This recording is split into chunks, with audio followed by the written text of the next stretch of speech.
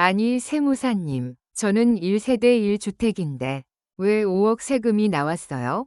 혹시 오피스텔이나 다른 부동산 있으세요?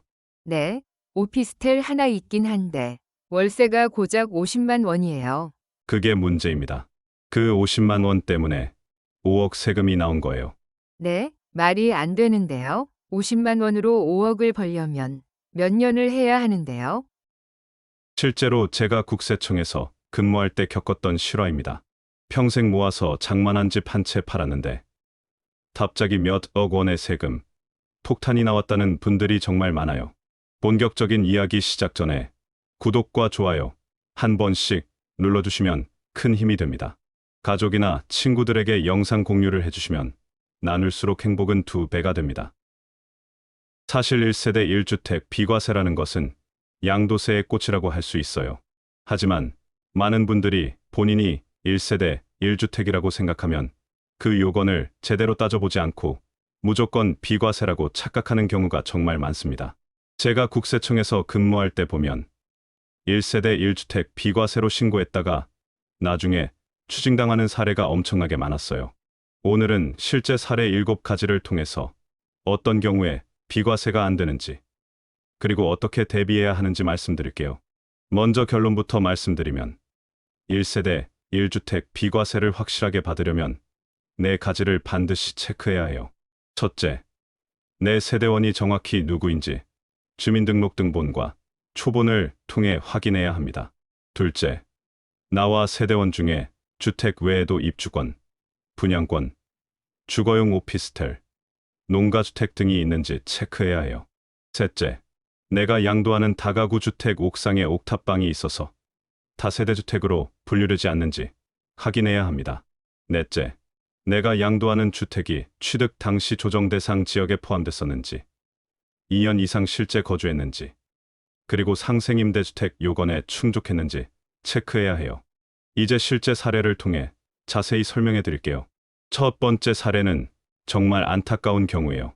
제가 예전에 세무서에서 조사했던 사건인데 70대 어머니께서 약 12억 상당의 주택을 양도하면서 1세대 1주택 비과세로 신고하셨어요.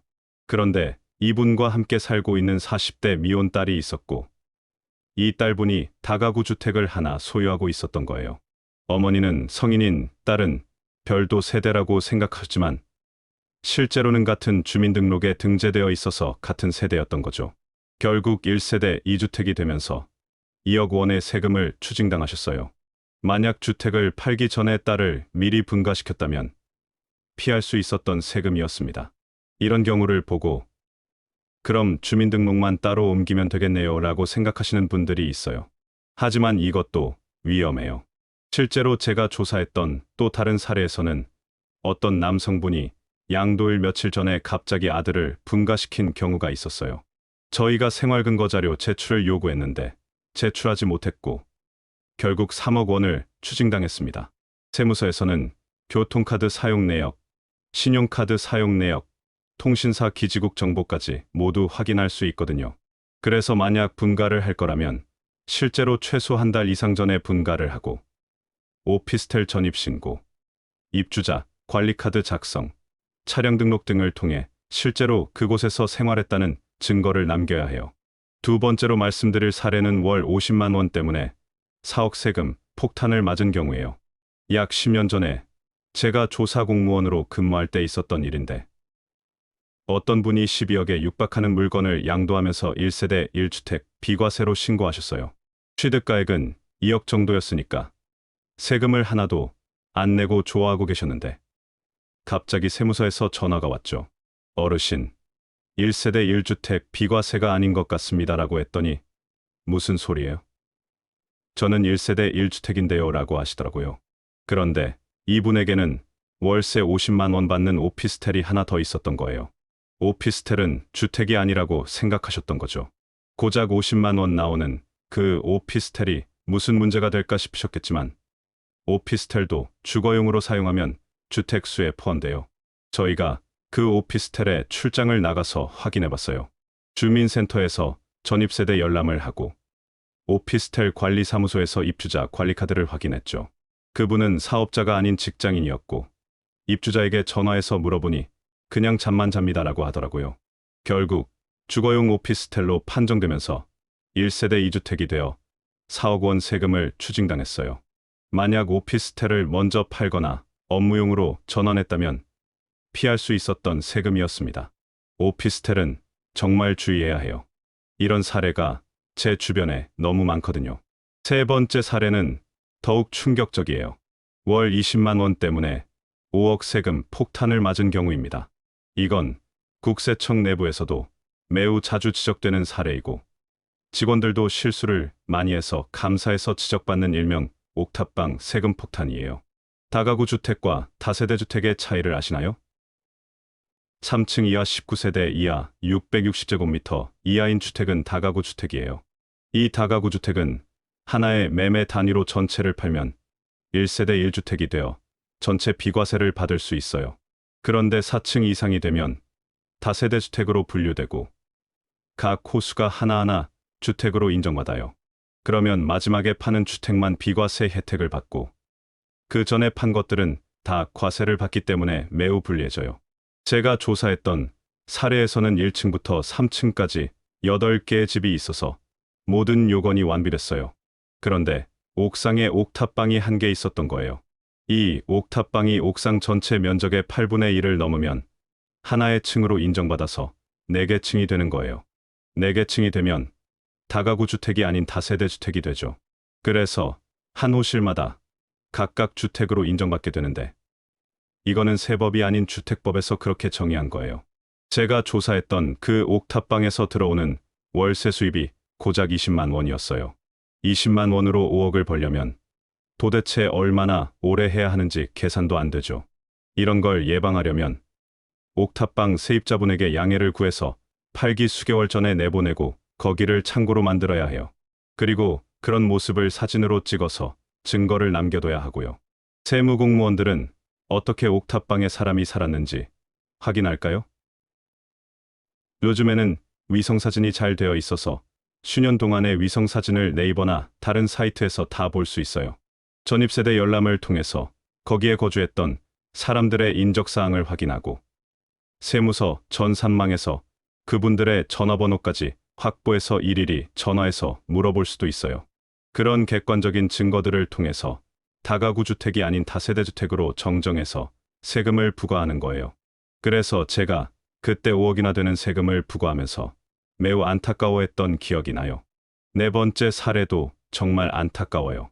이번에는 고작 월세 10만 원 때문에 또 5억을 추징당한 사례인데 제가 아는 분의 이야기예요. 이분은 강남에 약 20억짜리 아파트를 팔고 1세대 1주택으로 보아서 양도세 신고를 했어요. 12억이 넘었기 때문에 약 5천만 원 정도의 세금을 내고 정말 적게 세금을 냈다고 좋아하고 계셨어요. 그런데 이분에게 경기도에 농가주택이 하나 있었거든요. 오래전에 취득한 거라서 본인도 잊고 있었죠. 근데 그 농가주택에서 나오는 월세 금액이 10만 원이었어요. 강남에 20억짜리 주택을 가지신 분이 농가주택에서 나오는 월세 10만 원. 이분은 그거를 비워놓기가 뭐해서 10만 원이라도 받고 싶어서 양도일까지 계속 받고 있었던 거예요. 그걸로 인해서 추징당한 세금이 거의 5억 원이었어요. 그분이 뒤늦게 이거는 폐가입니다. 사람이 살지 않고 있었습니다라고 주장했죠. 거기에 전입신고가 아무도 안 되어 있었거든요. 하지만 세무서에서 전기, 수도 사용 내역을 공문으로 요청해서 받아보니 상당히 많은 양의 전기, 수도가 사용되고 있었고 그 요금을 청구하고 내고 있었어요. 그래서 여기는 사람이 살지 않았던 집이라고 볼 수 없다고 판정해서 주택수에 포함시킨 거죠. 월 10만 원 임대료 때문에 5억 세금을 추징당한 정말 안타까운 사례였어요. 다섯 번째는 제가 아는 지인의 사례예요. 본인은 1세대 1주택 비과세에 해당한다고 생각하고 양도세 신고조차 하지 않았어요. 그런데 이분 부인에게 입주권이 한 개 있었던 거예요. 1세대 1주택 비과세 여부를 판단할 때 주택뿐만 아니라 입주권이나 분양권을 갖고 있으면 그것도 주택수 산정에 포함되거든요. 근데 본인은 본인이 보유하고 있는 주택만 생각하고 부인이 언젠가 샀던 그 입주권을 깜빡했던 거예요.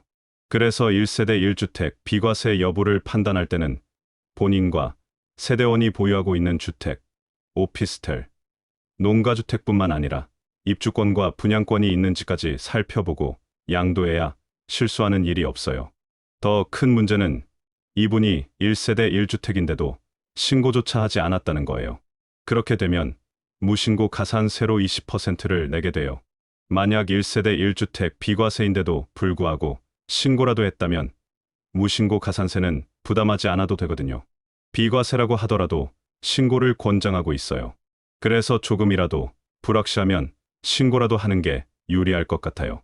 여섯 번째는 거주요건에 대한 얘기예요.